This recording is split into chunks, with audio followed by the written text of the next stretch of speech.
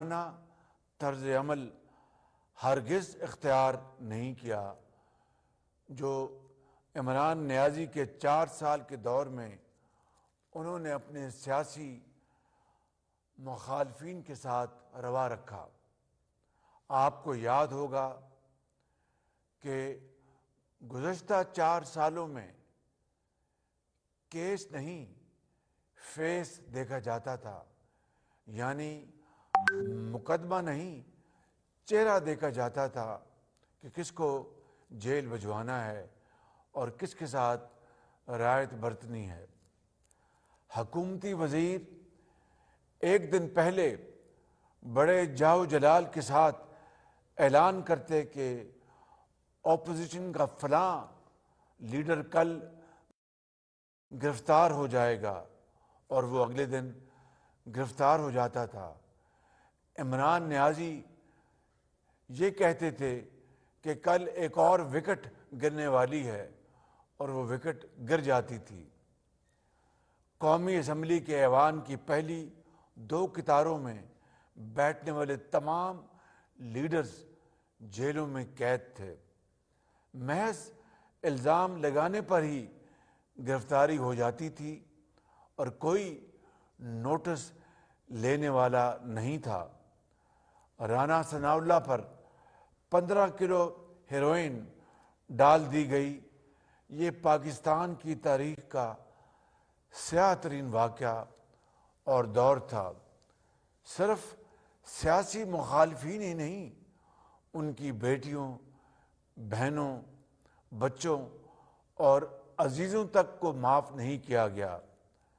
اندھے سیاسی انتقام کی اس آگ سے ملک و قوم کی ترقی کا عمل بری طرح متاثر ہوا۔ میرے عزیز بھائی اور بہنوں، اسی وجہ سے پورے پاکستان، خاص طور پر کاروباری برادری اور بیوروکریسی کو درپیش مشکلات کے پیش نظر یہ اصولی اتفاق رائے بن گیا کہ نیب جیسے یک طرفہ اور ظالمانہ قوانین میں ترامیم کی جائیں۔ جب ہم اس سلسلے میں نشاندہی کرتے تھے تو تانا دیا جاتا تھا کہ یہ اپوزیشن والے NRO مانگ رہے ہیں۔ تاہم جس طرح ہم نے اپوزیشن میں رہتے ہوئے فیٹف سمیت دیگر قومی امور پر ایک قومی سوچ اور رویہ اپنایا، نیب جیسے مسئلے پر بھی ہم نے قانون، انصاف اور مسائل کے حل کی سوچ اپنائی، تو جواب میں ہم پر چور اور ڈاکو کے الزامات کے تیر برسائے گئے۔ پرانے نیب قانون کے تحت 90 دن کے لیے کسی بھی فرد کو اٹھا لیا جاتا اور ضمانت ناممکن تھی۔ اس ظالمانہ نیب قانون میں ہم نے ترمیم کرائی، ریمانڈ کی مدت 90 دن سے کم کر کے قانون کے مطابق صرف 15 دن کر دی۔ یہی قانون اعلیٰ عدلیہ کے فیصلوں کی روشنی میں منصفانہ عمل ٹھہرا۔ یہ ہماری نیک نیتی کا الحمدللہ منہ بولتا ثبوت ہے کہ آج نیب ترمیم کا سب سے پہلا بینیفیشری، یعنی جس کو فائدہ ہوا ہے، اس کا نام ہے عمران نیازی۔ میں یہ بھی بات واضح کرتا چلا جاؤں کہ ہم اور ہمارے ساتھی آج بھی نیب کی پیشیاں بھگت رہے ہیں۔ ہم پر جو الزامات لگائے گئے تھے ان میں سے ایک بھی ثابت نہیں ہوا۔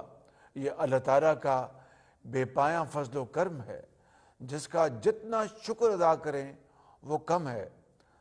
اور پاکستان ہی نہیں، برطانیہ سے بھی تحقیقات کروائی گئیں۔ 40 سال کا ریکارڈ کھنگالا گیا، اور خدا کے فضل و کرم سے مشہور زمانہ برطانیہ کی نیشنل کرائمز ایجنسی نے ہمیں کلین چٹ دی۔ یہ ہماری عزت نہیں تھی، یہ پاکستان کے 22 کروڑ عوام کی عزت میں اضافہ ہوا۔ میرے عزیز اہل پاکستان، ہم نے کبھی عدالت، قانون کا سامنا کرنے سے انکار نہیں کیا۔ ہم نے شدید تحفظات اور اعتراضات کے باوجود بھی قانون کا سامنا کیا۔ قانون اور عدالت کے سامنے پیش ہوتے رہے۔ اس ملک کے 3 بار منتخب ہونے والے وزیر اعظم محمد نواز شریف نے اپنی بے گناہ بیٹی کے ہمراہ انتہائی بہادری کے ساتھ 100 سے زائد نیب عدالت کی پیشیاں بھگتیں، حتیٰ کہ ہفتے والے دن بھی وہ نیب کی پیشی میں حاضر ہوتے رہے اور بستر مرگ پر آخری سانس لیتی میری بڑی بہن بیگم کلثوم نواز کو چھوڑا اور بیٹی مریم کا ہاتھ پکڑ کر جیل چلے گئے۔ میرے بھائی اور بہنوں، آج میں 27 دسمبر 2007 کو محترمہ بے نظیر بھٹو کی الفناک شہادت کے واقعہ کی بھی مثال دینا چاہتا ہوں۔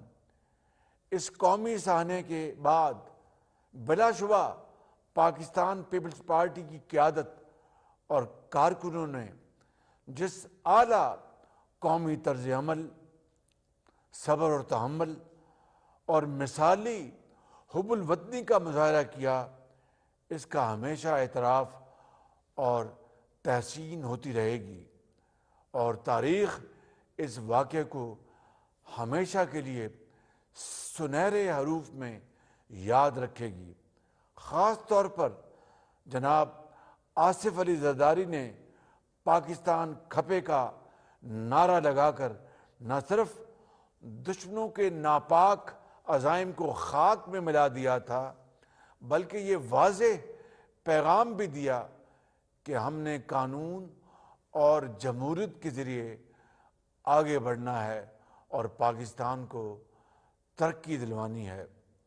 ہمارے سامنے ایسی اور بھی کئی مثالیں ہیں جس میں قیادت اور کارکنوں نے جذبات کے بجائے قانون اور عدالت پر اعتماد کیا۔ میرے بھائی اور بہنوں، قانون کی حکمرانی کا مطلب یہی ہے کہ آپ قانون اور عدالت میں اپنے حقوق کی جنگ لڑیں۔ سرکاری و نجی املاک کو نقصان پہنچانا قطعی دہشت گردانہ عمل ہے، بلکہ یہ سنگین ملک دشمنی ہے۔ یہ یاد رہنا چاہیے کہ طاقتور اور کمزور سب قانون کے سامنے برابر ہیں۔ یہی درس اسلام کا ہے اور یہی جمہوریت کا حسن ہے۔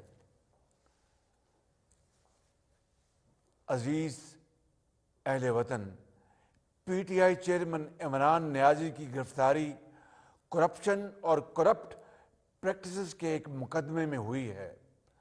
القادر ٹرسٹ کیس کے تمام شواہد ثبوت موجود ہیں جس پر نیب انکوائری کر رہا ہے۔ 190 ملین پاؤنڈ کے معاملے یعنی 60 ارب روپے کے معاملے کو کیسے لفافے میں بند کر کے کابینہ سے منظور کرایا گیا، یہ ایک سنگین سوال ہے۔ کابینہ کو مکمل طور پر اندھیرے میں رکھا گیا اور بند لفافے میں جو کچھ بھی تھا کابینہ کے کسی فرد کو نہیں دکھایا گیا، لہذا یہ کابینہ کا فیصلہ کیسے ہو سکتا ہے؟ جب معاملہ قومی خزانے کے 60 ارب روپے کا ہو تو کیا اسلام، قانون اور جمہوریت میں کوئی بھی یہ اجازت دے سکتا ہے کہ ملزم عدالت اور قانون کا سامنا کرنے سے انکار کر دے؟ میرے بھائی اور بہنوں، بطور ایک سیاسی کارکن کسی بھی گرفتاری پر ہم خوشی کا اظہار نہیں کر سکتے۔ یہ یقیناً زندگی کا ایک تلخ لمحہ ہوتا ہے جس سے ہم کئی مرتبہ گزر چکے ہیں۔ ایسے مراحل میں اصل کردار قیادت کا ہوتا ہے کہ وہ اپنے کارکنوں کو قانون کی لکیر عبور نہ کرنے دے، سرکاری و نجی املاک اور جان کی حفاظت کو یقینی بنانے میں اپنا حصہ ڈالے۔